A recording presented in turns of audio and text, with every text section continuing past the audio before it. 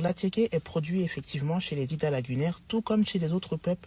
L'attiéké fait partie intégrante de la gastronomie des Dida lagunaires. C'est une de leurs nourritures de base. La production de l'attiéké est une activité à part entière chez les mamans Dida qui est rémunératrice. Mais franchement, personne ne sait réellement qui a créé ou inventé l'attiéké.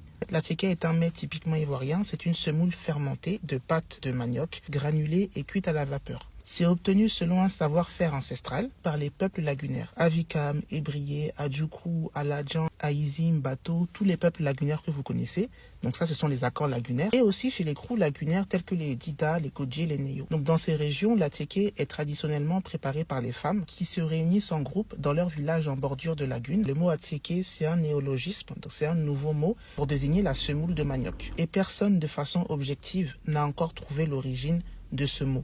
Cependant, il y a certaines personnes qui tentent de trouver la source d'origine, mais en fait, toutes les explications que vous entendrez ne sont basées que sur des mythes ou des légendes. Selon l'OAPI, l'Office ivoirien de la propriété intellectuelle, le vocable attiéké serait en avikam et signifie littéralement mis à part ou mis de côté. En ébrié, attiéké serait également la déformation de l'expression adje eke qui signifie c'est pour vendre. Donc il y a une troisième hypothèse qui nous enseigne que l'attiéké serait simplement la déformation de l'expression grain des attiers. Donc face à ces différentes explications, qui devons-nous croire réellement? La littérature, les sources disponibles concernant l'attiéké est très récente et faible sur la question de la personne ou de la tribu qui aurait inventé la. Donc bien évidemment, sans mémoire, sans source, sans trace, on ne peut pas écrire l'histoire. Alors je vais quand même vous donner une liste d'auteurs qui pourront vous permettre de vous pencher sur la question. Ce sont des personnes qui ont travaillé plus ou moins sur la question de l'attiéké.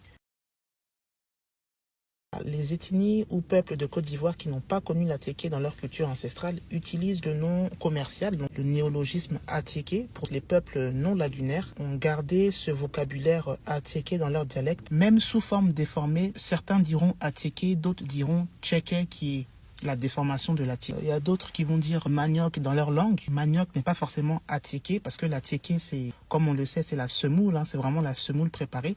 Or, le manioc simple n'est pas de l'attiéké, donc faute d'avoir un nom pour l'attiéké, ils vont soit dire attiéké ou soit dire le manioc dans leur langue maternelle, mais ce n'est pas pour désigner de l'attiéké à proprement dit. Contrairement aux peuples qui ont une culture ancestrale de l'attiéké, comme on l'a vu, eux, ils nomment l'attiéké selon leur tribu, selon leur ethnie. On a Aï chez les Ébriés, alors désolé si j'écorche la prononciation, Azou ou Védé chez les Avikam, Ankwa chez les Aladjan, Eb chez les Adjoukrou, Gomin chez les Godier, Plapla Védé ou Védé chez les Dida, Fédé chez les Abidji, Avignon chez les Ega, etc. etc. L'attiéké est rentré au patrimoine immatériel de l'UNESCO. Une décision prise le 4 décembre 2024 lors de la 19e session du comité intergouvernemental de sauvegarde du patrimoine culturel immatériel de l'humanité qui s'est tenu au Paraguay.